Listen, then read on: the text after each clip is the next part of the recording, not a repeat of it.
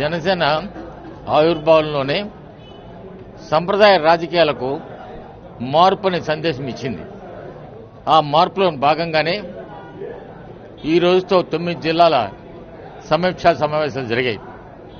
మామూలుగా సంప్రదాయ రాజకీయాల్లో నాయకులతో మాట్లాడతారు, వాళ్ళు కార్యకర్తలకు అధ్యక్షుడు సందేశం ఇస్తారు.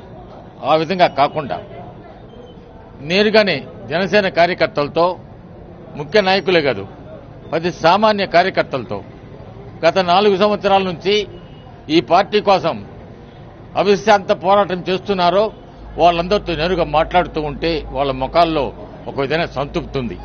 నేను ఒకరిద్దరిని అడిగా, ఎందుకు చాలా సంతోషంగా ఉన్నారని. మాతో మా అధ్యక్షుడు మాట్లాడారు, ఎవడు బయట నాయకుడు మాట్లాడేది ఏముంది, వాడు ఆయన మాట్లాడితే సంతోషం అన్నాడు. ఇప్పటికి 9 జిల్లాలు అయిపోయినాయి. 10-11తో 13 జిల్లాలు కూడా సమీక్షా సమావేశాలు అయిపోతాయి. దానికోసం 10-11తో సమీక్షా సమావేశాలు పూర్తిగా 13 జిల్లాలు అయిపోతాయి.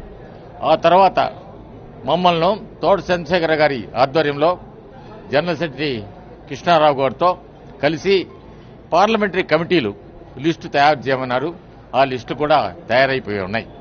ఆ లిస్టులో ఆయనకు 11వ తేదీ మొత్తం ఆయనకి ఇవ్వడం జరుగుతుంది. ఆ తర్వాత ముఖ్య నాయకులను కూర్చొనిబెట్టి ఏ విధంగా ముందుకు సాగాల, ఆ తర్వాత పండగ తర్వాత బయలుదేరి జిల్లాల్లో ఏ విధంగా ఎన్నికల యాత్ర జరగాల అనేది కూడా నిర్ణయించడం జరుగుతుంది. ఇప్పటికే పవన్ కళ్యాణ్ గారి గురించి జిల్లాలో అందరికీ తెలుసు.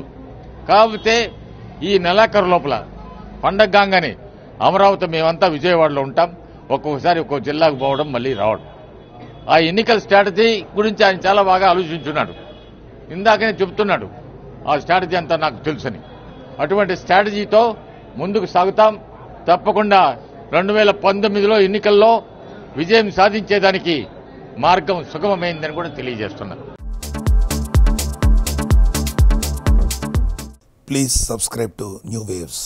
ఇలాంటి మరిన్ని మంచి వీడియోలు కావాలని కోరుకుంటున్నారా? అయితే పక్కనే ఉన్న గంట సింబల్ను క్లిక్ చేయండి. అలాగే సబ్స్క్రైబ్ చేయండి.